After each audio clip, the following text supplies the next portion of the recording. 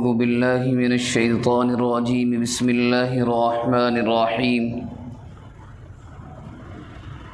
وإذ استسقى موسى لقومه فقلنا اضرب بعصاك الحجر فانفجرت منه 12 عينا قد علم كل أناس مشربهم كلوا واشربوا من رزق الله ولا تعثوا في الأرض مفسدين وإذ قلتم يا موسى لن نصبر على طعام واحد فادع لنا ربك يخرج لنا مما تنبت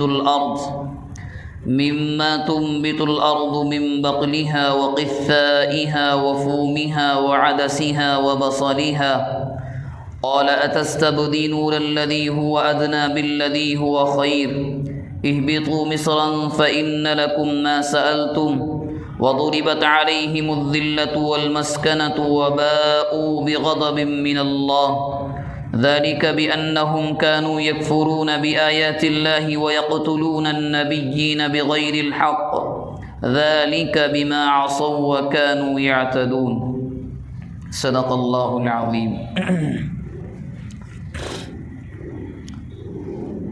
یہاں سے قرآن مجید کی سورہ بقرہ کا 7واں رکوع شروع ہو رہا ہے اور آیت نمبر 60 اور 61 کی تلاوت ابھی آپ کے سامنے کی گئی ہے۔ سابقہ دروس میں اور سابقہ مجلسوں میں ہم سب کے سامنے یہ بات آ چکی ہے کہ قرآن مجید نے بنی اسرائیل سے بات کرنا شروع کی آیت نمبر 40 سے، یعنی جہاں سے سورہ بقرہ اور پہلے پارے کا 5واں رکوع شروع ہوتا ہے۔ شروع کے رکوع میں تو بات چیت اللہ تبارک و تعالی نے جو کی ہے بنی اسرائیل سے، اس کا درجہ یہ ہے کہ جس طرح کسی چیپٹر کو بیان کیے جائے تو اسٹارٹنگ میں شروعات میں صرف اس کی ہیڈنگز کو بیان کر دیا جاتا ہے۔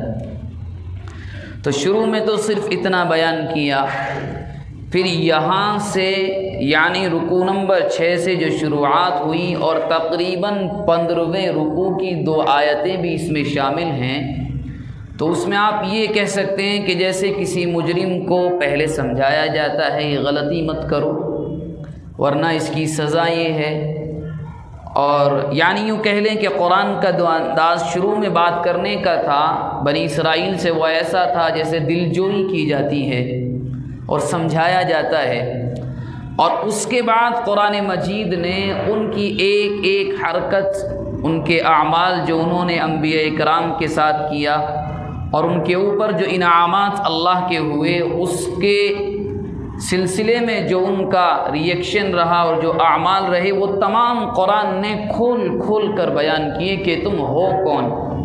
یعنی جیسے کہ مجرم سمجھانے کے بعد نہ مانے تو اس پر عدالت میں جج فرد جرم عائد کرتا ہے کہ تم پر یہ الزامات ثابت ہوئے ہیں، تو بالکل قرآن مجید کے بات کرنے کا انداز یہاں سے ہے۔ اس سے پہلے 2 یا 3 ہفتوں میں جو باتیں آئیں، مختلف واقعات آئے، تو قرآن نے ایک ایک چیز کو صاف صاف بیان کیا کہ ہم نے تمہارے ساتھ کتنے انعام اور احسان کا معاملہ کیا اور تم نے اس کا بدلہ ہمیں کیا دیا۔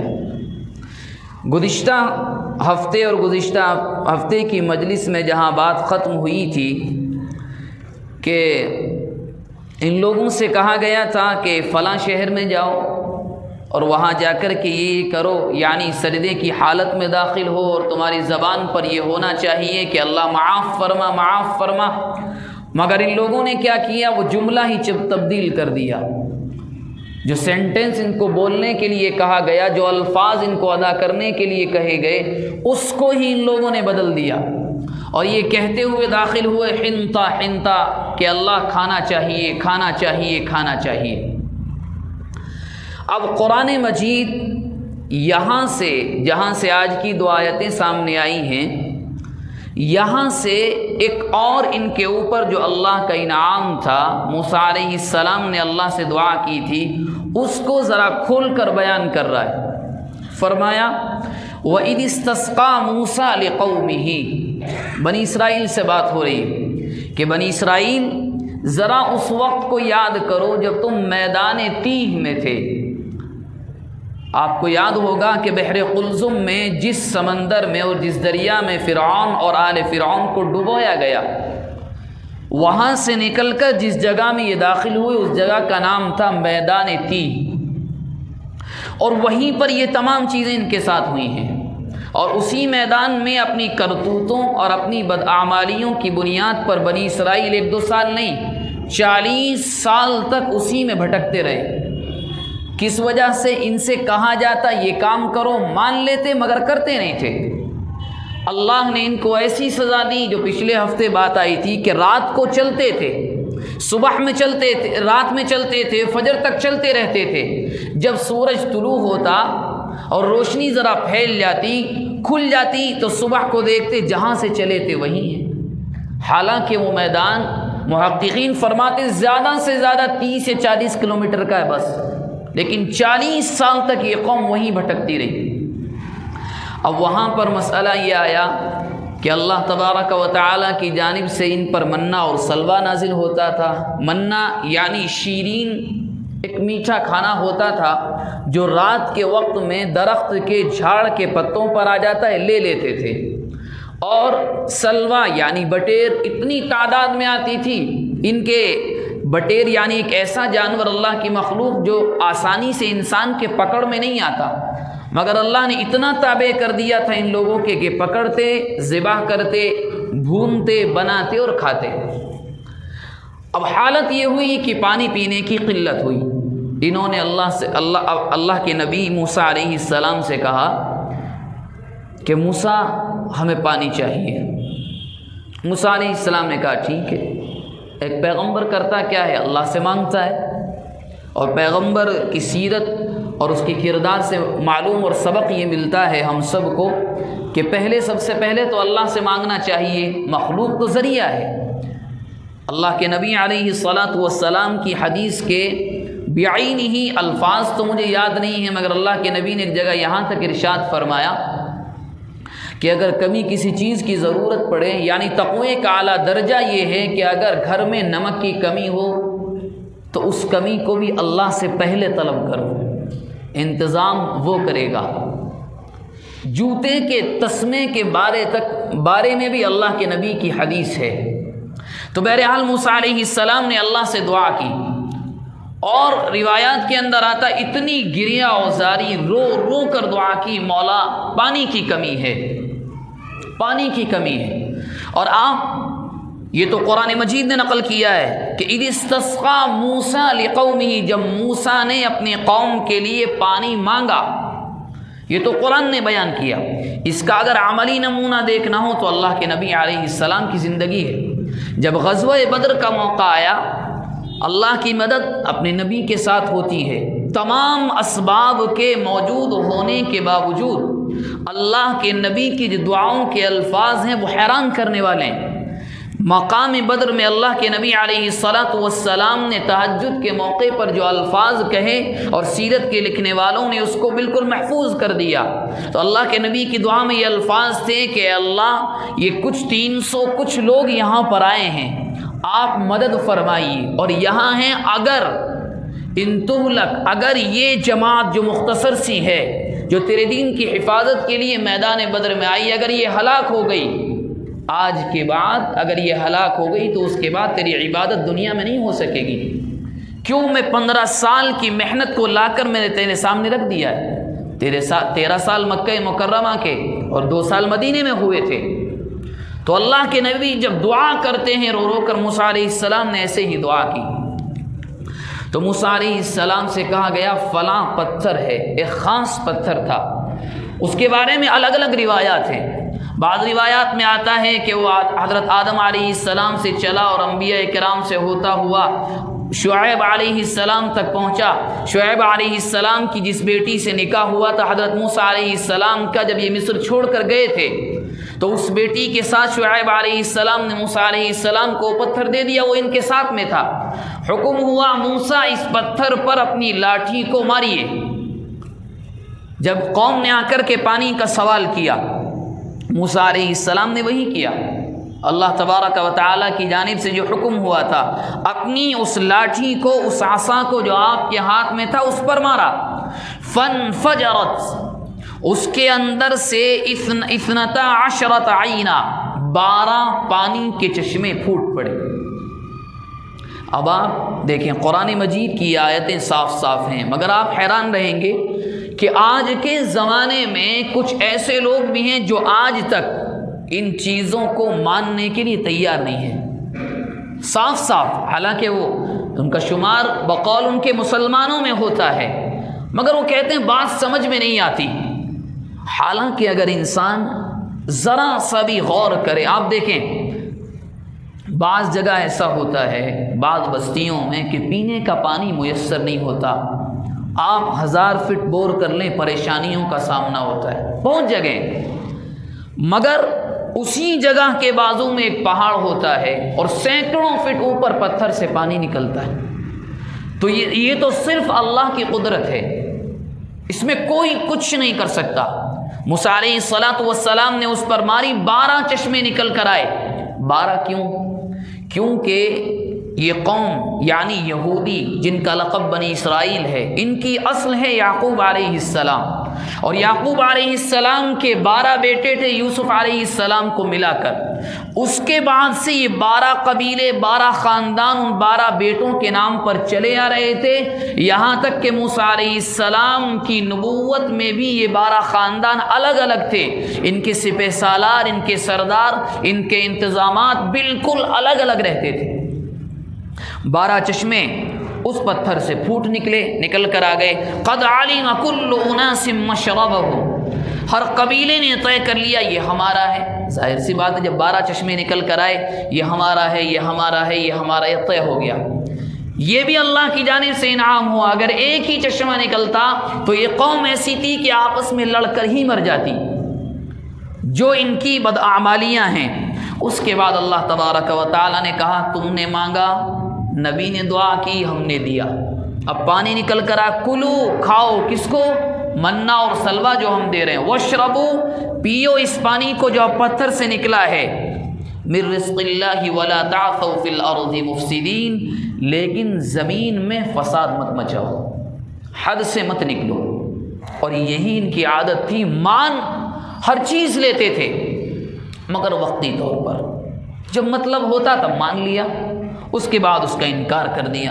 خوب، اور یہ پتھر ایسا تھا کہ ایک زمانے تک یہود و نصارہ نبی اکرم صلی اللہ علیہ وسلم کا ایک زمانے تک، ایک زمانہ قریب کے زمانے تک بھی، ہزاروں سال تک، بلکہ مولانا عبد الماجد دریابادی رحمۃ اللہ علیہ نے جو مولانا اشرف علی تھانوی کے مرید بھی تھے، انہوں نے اپنی تفسیر میں لکھا ہے کہ دنیا مذاق بناتی رہی 1100-1200 سال تک، یہ کیا ہے؟ محمد نے لا کر کہہ دیا کہ نہیں، 12 چشمے پتھر سے پھوٹے تھے۔ بعد میں گھومنے والوں نے، سیاحوں نے وہاں جا کر اس کی تحقیق کی کہ نہیں، یہ سچ واقعہ تھا، وہ پتھر آج بھی کسی جگہ پر موجود ہیں، اور وہاں پر عصائے موسیٰ کے نشانات ہیں، اور 12 سوراخ بعین ہی ایسے ہی ہیں جہاں سے وہ پانی نکلا تھا۔ تو قرآن مجید نعوذ باللہ، لفظ کیا، اس کا زبر و زیر بھی جھوٹا نہیں ہو سکتا۔ بہرحال یہودیوں کو یہ سمجھایا گیا کہ دیکھو تم نے دوبارہ مانگا، ہم نے دے دیا، مگر پھر فساد مت مچانا، جو ہم نے کہا ہے اس پر عمل کرو۔ اب یہ کرتے رہے، لیکن مزاج کے اعتبار سے یہ قوم قرآن مجید کے بیان کے مطابق ان سے زیادہ ذلیل، ناشکری، متکبر، انبیاء کرام کے قاتل کوئی قوم نہیں آئی آج تک بھی۔ اب آپ آگے سنیں انہوں نے کیا کیا۔ کھانا مانگا، کھانا مل گیا، پانی مانگا، پانی مل گیا۔ اب قرآن کہہ رہا ہے کہ ذرا اب یاد کرو تم نے ہمارے ساتھ کیا کیا۔ پہلی آیت میں انعام کا تذکرہ کر دیا، اب بعد میں کہا وَإِذْ قُلْتُمْ يَا مُوسَىٰ لَن نَّصْبِرَ عَلَىٰ طَعَامٍ وَاحِدٍ، ذرا اس وقت کو یاد کرو جب تم نے کہا موسیٰ سے، اے موسیٰ لَن نَّصْبِرَ عَلَىٰ طَعَامٍ وَاحِدٍ، ایک ڈش پر کام نہیں چلے گا، یہ انہوں نے کہا تھا۔ یہ جو من اترتا ہے درختوں پر، اس کے پتوں پر، اور سلوا جو بٹیر ہمارے سامنے آتی ہے، اب دل بھر گیا۔ یعنی کہنے کا مقصد یہ کہ ڈش چینج ہونی چاہیے، کھانا بدلنا چاہیے۔ حالانکہ موسیٰ علیہ السلام نے جو جواب ان کو دیا ہے اتنا شاندار جواب ہے. انہوں نے کہا نہیں، ہم نے یخرج لنا مما تنبت الارض من بقلها وقثائها وفومها وعدسها، کیا چاہیے؟ اپنے رب سے دعا کرو، فادعو لنا، اپنے رب سے مانگو، وہ ہمیں دے کیا؟ مما تنبت الارض، ہمیں وہ چاہیے جو زمین سے اگتا ہے، من بقلها وقثائها، ککڑی، جسے یہاں کی اور ہماری لوکل زبان میں کنکڑی کہا جاتا ہے، فومها وعدسها وبصلها، مسور کی دال، پیاز، یہ چیزیں ہمیں چاہیے. اب موسیٰ علیہ السلام سمجھا رہے ہیں قال تستبدلون الذی هو ادنی بالذی هو خیر، کیا عقل نہیں ہے؟ تم بدلنا چاہتے ہو اس شاندار نعمت کو اس ادنا نعمت سے، یعنی یہ چیز تو وہ ہے جو اللہ کی جانب سے آ رہی ہے، تم نگاہوں سے دیکھ رہے ہو کہ رات کو درختوں پر، جھاڑوں پر کچھ نہیں ہوتا، صبح کو میٹھا میٹھا کھانا تم خود اتارتے ہو، شام کو دن میں بٹیر آتی ہیں تم اس کو ذبح کرتے ہو، بناتے ہو، سالن بناتے ہو، بھون کر کھاتے ہو، تم اپنی نگاہوں سے سب کچھ کر رہے ہو، یہ اللہ کا انعام ہے، تمہیں پکڑنا نہیں پڑتا، وہ مخلوق خود تمہارے پاس آتی ہے، تمہیں میٹھا کھانا بنانا نہیں پڑتا، تمہیں خود تمہارے پاس آتی. اب تم مانگ رہے ہو ایک ایسی چیز جو اس سے ادنا کس طرح؟ مسور کی دال آسمان سے تو نہیں آئے گی، پیاز آسمان سے تو نہیں آئے گی، بیج ڈالنا ہوگا، زمین کے اندر بننے کا عمل ہوگا، کوپل پھوٹے گی، پودا بنے گا تو فصل باہر آئے گی. تو موسیٰ علیہ السلام نے کہا کیا بے وقوفی کی باتیں کر رہے ہو؟ اب یہ لوگ پھر بھی نہیں مانے، نہیں ہمیں تو چاہیے، ہم تو یہی، ہمیں سبزیاں چاہیے، ترکاریاں چاہیے. تو موسیٰ علیہ السلام نے کہا، وہاں سے اللہ تبارک و تعالیٰ نے کہا کہ ان سے ایک بات کہو کہ پاس میں ایک شہر ہے، اہبطوا مصرا فإن لکم ما سألتم، وہاں چلے جائیں، جو مانگ رہے ہیں وہ مل جائے گا. انہوں نے خود اللہ کی جانب سے جو انعام انہیں دیا جا رہا تھا اس کو ٹھوکر ماری، خود کھیتی کی، خود پیاز اور ترکاریاں اور سبزیاں اگائیں اور بنا کر کھانے لگے. اب دیکھیں کہ عقل پر پردہ جب انسان کی پڑتا ہے تو یہی ہوتا ہے، اللہ کی جانب سے جو انعامات مل رہے خود اس کا انہوں نے انکار کر دیا. اب یہ وہ موقع ہے، قرآن مجید نے اور اللہ کی جانب سے فیصلہ ہوا کہ اب تمہاری حالت یہ ہے کہ تا قیامت تم ہمیشہ ذلیل و خوار رہو گے. یہاں سے اس قوم کی قسمت کو طے کر دیا گیا. ضربت علیہم الذلہ والمسکنہ، ان کے اوپر مہر لگا دی گئی، ان کی قسمت میں لکھ دیا گیا ذلت کو، والمسکنہ اور محتاجگی کو، وباءوا بغضب من اللہ، اور یہ صرف اللہ کا غصہ لے کر واپس ہوئے. یہ کیوں ہوا؟ اس بنیاد پر ذالک بانہم کانوا یکفرون بآیات اللہ، کہ سب سے پہلی وجہ تو یہ ہے کہ یہ سب سے پہلا کام یہ کرتے ہیں کہ اللہ کی آیات کا انکار کرتے ہیں. وَيَقْتُلُونَ النَّبِيِّينَ، اور دوسرا ان کا جرم سب سے بڑا یہ ہے کہ انہوں نے انبیاء کو قتل کیا ہے. تقریباً روایات کے اندر آتا ہے کئی سو انبیاء کرام کو انہوں نے نعوذ باللہ قتل کیا ہے اپنے ہاتھوں سے، جن میں حضرت یحییٰ علیہ السلام بھی ہیں، حضرت زکریا علیہ السلام بھی ہیں. انہوں نے خود اپنے ہاتھوں سے قتل کیا ہے. ذالک بغیر الحق، اور قرآن نے لفظ استعمال کیا بغیر الحق، کہ انہوں نے مار تو دیا انبیاء کو مگر ان کا دل جانتا تھا کہ ہم نے غلط کیا ہے. ذالک بما عصوا وکانوا یعتدون، یہ تمام کی تمام سزائیں جو ان کی ملی اس بنیاد پر کہ انہوں نے سرکشی کی ہے، انہوں نے بغاوت کی ہے. اب آپ یا نارمل ذہن بھی، ایک عام ذہن یہ سوچ سکتا ہے کہ قرآن مجید ایک طرف تو یہ کہہ رہا ہے کہ ضربت علیہم الذلۃ والمسکنہ، ہم نے ان کی قسمت میں ذلت اور محتاجگی کو لکھ دیا، ایک جانب ملک اسرائیل بنا ہوا ہے اور حکومت کر رہے ہیں. قرآن مجید نے اس کے علاوہ بھی ایک سورہ آل عمران ہے، اینما ثقفوا بحبل من اللہ، اس طرح کے الفاظ وہاں پر ایک جگہ اور ہے. تو یاد رکھیں قرآن مجید نے دو شکلوں کو نکال دیا ہے کہ دو صورتوں میں جا کر تو یہ محفوظ رہیں گے. ایک کسی حکومت میں رہ رہے ہوں، چاہے عام مسلمانوں کی ہو یا غیروں کی ہو، ان کی پشت پناہی میں، ان کی حمایت میں تو یہ محفوظ رہیں گے. دوسرا، یا پھر اللہ کوئی ایسا انتظام فرما دے کہ مسلمانوں کی حکومت و مسلمان راضی ہو جائیں، جزیہ لے کر ان کو چھوڑ دیں، یہ محفوظ رہیں گے۔ اگر ایسا نہیں رہا تو قیامت تک یہ قوم ہمیشہ دوسروں کی غلام رہے گی۔ اور فی الحقیقت جو ہمیں اور آپ کو دکھلایا جاتا ہے دنیا میں وہ نہیں ہے، تصویر کا رخ جو ہے کچھ اور ہی ہے۔ مثال کے طور پر آپ تمام حضرات جانتے ہوں گے کہ موجودہ زمانے میں خاص طور پر جو میڈیکل لائن ہے، جو طبی لائن ہے، اس میں 90% قبضہ یہودی لابی کا ہے۔ دنیا کے اندر موجودہ چلنے والا بینکنگ سسٹم، اس کی اکثریت پر قبضہ یہودی لابی کا ہے۔ بلکہ اور آگے چل کر یہ پچھلے 10 یا 15 سال جو گزرے ہیں، جو کسی بھی ملک کی ترقی کا خاص طور پر دفاعی جو سسٹم ہے، چند ملکوں کے ہاتھ میں جو اپنے ہتھیاروں کو اور اپنی مشینری کو بناتے ہیں اور فروخت کرتے ہیں، ان میں ایک اسرائیل بھی ہے۔ اب آپ کو نظر آئے گا کہ نہیں یہاں بھی قبضہ وہاں بھی قبضہ، ایسا نہیں ہے۔ اگر آپ تاریخ کو پڑھیں گے، 1921 میں سلطنت عثمانیہ کو توڑنے، ختم کرنے اور اس کو زوال میں لانے کا مقصد اور بڑا مقصد تھا، وہ یہی تھا کہ اسلامی ملکوں کا جو ایک بلاک بنا ہوا ہے، اس کے اندر ایک چھوٹے سے ملک کو نام کے لیے بٹھایا جائے تاکہ یہ کمزور پڑ جائیں۔ حالانکہ اسرائیل اور موجودہ اسرائیلی حکومت جو صرف مزعومہ ہے، نام لینے کی ہے، وہ اپنے دم پر قائم نہیں ہے، وہ 2 ملکوں کے دم پر قائم ہے۔ ان میں سے ایک ہے برطانیہ اور دوسرا ہے USA یعنی یونائٹڈ اسٹیٹ آف امریکہ۔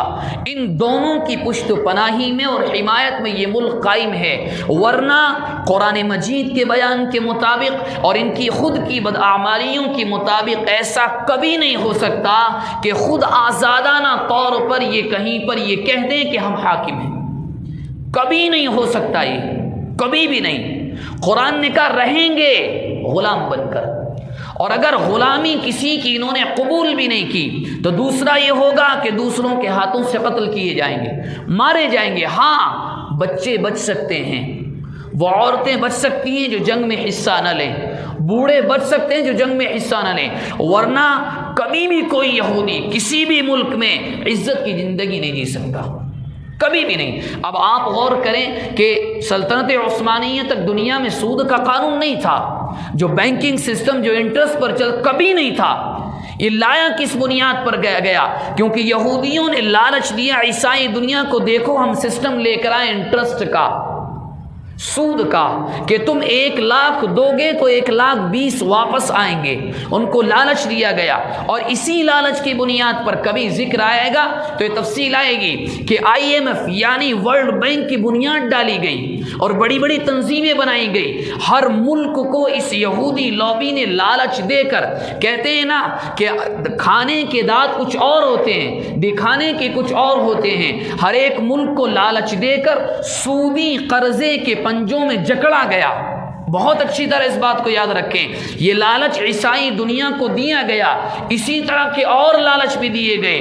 اور یاد رکھیں جہاں بھی گزشتہ 20 سال میں یعنی جو دوسری صدی عیسوی شروع ہوئی ہے، سن 2000 کے بعد عراق کی بات ہو، افغانستان کی بات ہو، یا جن ملکوں کے اندر چاہے وہ مسلمان ہوں یا نہ ہوں، جہاں قتل عام ہوا، جہاں قتل و غارت گری ہوئی، وہاں نام تو امریکہ کا آیا کہ نہیں ہم صلح کرانے کے لیے آئے ہیں، مگر اصل میں ان کو ہر چیز کے بیچنے فروخت کرنے والے، ہر چیز کو لا کر دینے والے، مائنڈ میں ڈالنے اور ذہن کو بنانے والے یہی یہودی لابی تھی۔ کیوں؟ ان کو معلوم ہے اگر ہم نے ان کو لالچ نہیں دیا تو ایک وقت وہ آئے گا اس عیسائی دنیا کا اعتبار ہمارے اوپر سے ختم ہو جائے گا اور ہمارا کوئی وجود نہیں ہوگا۔ کیونکہ آپ حیران رہیں گے کہ 2 قوموں کے اندر دوستی کس بنیاد پر ہو سکتی ہے، حالانکہ عیسائیوں کا عقیدہ یہ ہے کہ انہوں نے یعنی یہودیوں نے عیسیٰ ابن مریم کو نعوذ باللہ عیسائیوں کے عقیدے کے مطابق سولی پر چڑھا دیا ہے، اور اسی عقیدے کی بنیاد پر عیسائی دنیا یہ کہتی ہے کہ جو چاہو کرو، مریم کے بیٹے عیسیٰ نے پوری دنیا کی جانب سے قربانی دے دی ہے، آپ شراب پی سکتے ہیں، آپ زنا کر سکتے ہیں، آپ سود کھا سکتے ہیں۔ اب آپ سوچیں، ایک قوم دوسرے کے خدا اور پیغمبر کے بارے میں یہ کہے کہ ہم نے مارا، اور یہودی کھلے طور پر کہتے ہیں کہ نہیں، ہم نے عیسیٰ ابن مریم کو قتل کیا ہے، ہم نے سولی پر چڑھایا ہے، اور دوسری قوم اس کو آسانی سے برداشت کر لیتی ہے۔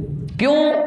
اسی بنیاد پر، کیونکہ یہودی لوبی ہر طرح کا لالچ ان کو دیتی ہے، اور قرآن کہہ رہا ہے کہ ہم نے محتاجگی لکھ دی ہے، ان کی ضرورت یہیں سے پوری ہوگی، اور جب تک یہ کردار ادا کرتے رہیں گے تب تک محفوظ ہیں۔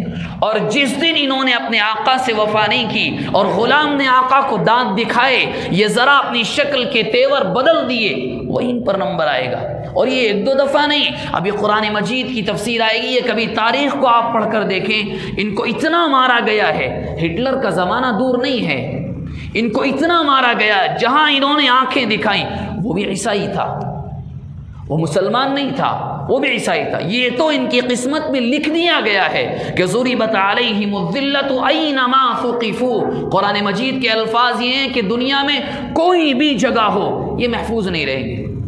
یہ ہم نے کیوں؟ ان کی اعمال کی بنیاد پر ہم نے خوب سمجھا۔ جتنے انعامات قرآن مجید میں 2 رکوعوں کے اندر جتنے انعامات کا تذکرہ اس قوم پر ہوا ہے، آپ یقین کریں دنیا کے اندر کسی قوم پر اتنے انعامات کبھی نہیں ہوئے، کبھی بھی نہیں ہوئے۔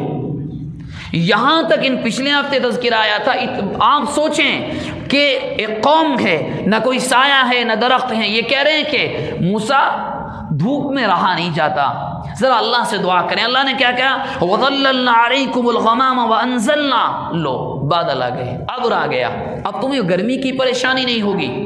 ہر چیز کا انتظام ان کے واسطے کیا، اور انہوں نے انبیاء اکرام کو الزامات لگا لگا کر چن چن کر قتل بھی کیا ہے۔ اسی بنیاد پر دنیا چاہے کتنی ترقی کر جائے، ہاں قرب قیامت میں احادیث سے پتہ ضرور چلتا ہے کہ صرف 40 دن کا ایک مرحلہ ایسا آئے گا کہ جب دجال آئے گا تو یہ اعلان کریں گے کہ اب ہم حاکم ہیں، اب ہم حکومت میں ہیں، اور زبردستی یہ دنیا کے اندر جو قتل و غارت گری چلے گی دجال کی دھمکیوں کی بنیاد پر، یہ اسی کی آڑ میں اعلان کریں گے۔ مگر 40 دن کی حکومت کو حکومت نہیں کہا جاتا۔ اس کے بعد انبیاء کرام میں سے اللہ کے نبی عیسیٰ ابن مریم کو جس طرح ان کو آسمان پر اٹھایا گیا، قرآن مجید کے 6 پارے کی آیت ہے بل رفعہ اللہ الیہ، کہ ہم نے ان کو آسمان پر ایسے ہی اٹھا لیا ہے، اور وہ قرب قیامت میں اللہ کے نبی محمد رسول اللہ کے امتی بن کر پھر دوبارہ سے نازل ہوں گے۔ اس کے بعد دجال کا خاتمہ ہوگا۔ خیر، ان دونوں آیتوں کی روشنی میں یہ بات ضرور معلوم ہوئی کہ یاد رکھیں زندگی کے اندر جو اللہ کے انعامات ملتے ہیں، شکر ادا کرنا بہت بہترین نعمت ہے۔ شکر کی جگہ اگر زبان پر شکوے آ جائیں، شکایتیں آ جائیں، تو اس زندگی کو زندگی نہیں کہا جاتا۔ اللہ کی جانب سے اگر 1 یا 2 یا 3 انعام، یہ جتنے، پہلی بات تو یہ ہے اگر وہ مولا ہمیں اندھا بھی بناتا ہوں شکایت کا حق نہیں تھا، یہ تو اس کا احسان ہے کہ نہ جانے انسان پر کتنی نعمتیں ہیں۔ اور یاد رکھیں کہ اگر انسان اپنی زندگی میں صرف عزت کی روٹیاں کھا رہا ہے اور کوئی بات کی ٹینشن نہیں ہے تو اس سے زیادہ سکون میں کوئی نہیں ہے۔ لیکن اگر تمام چیزوں کے ہوتے ہوئے زبان پر شکوے کے الفاظ ہوں، شکایتیں ہوں، بلکہ بعض مرتبہ تو لوگ یہاں تک کہہ دیتے ہیں، جیسے قرآن مجید میں 5ویں پارے میں یہ کہا ہے کہ ان تصبکم حسنۃ، کہ اگر کوئی اچھائی مل جائے تو کہتے ہیں نہیں نہیں یہ تو ہم نے محنت کی ہے، اور اگر کوئی برائی آ جائے تو یہ کہتے ہیں اللہ کیا ہم ہی ملے تھے اس آزمائش کے لیے۔ تو یاد رکھیں شکوے کے الفاظ، شکایت کے الفاظ اللہ کے یہاں اچھے نہیں ہوتے ہیں، بلکہ قرآن تو یہ کہہ رہا ہے تم اچھے ہو لئن شکرتم، اور شکر ادا کرو، لازیدنکم، ہمارا وعدہ آپ سے یہ ہے آپ کے سکون اطمینان میں ہم اور اضافہ کریں گے۔ بچے اولاد مال و دولت بہترین آپ کو دیں گے، لیکن وَلَئِن كَفَرْتُمْ اگر زبان پر شکوے شکایت کے الفاظ آئے ان عذابی لشدید، یاد رکھنا ہماری پکڑ بڑی سخت ہوتی ہے، اور ایسی سخت ہوتی ہے کہ انسان پر اگر آزمائش آ جائے تو اللہ پھر کہیں کا نہیں چھوڑتے۔ جو باتیں میرے اور آپ کے سامنے آئیں، دعا فرمائیں اللہ تبارک و تعالی عمل کرنے کی توفیق مرحمت فرمائے۔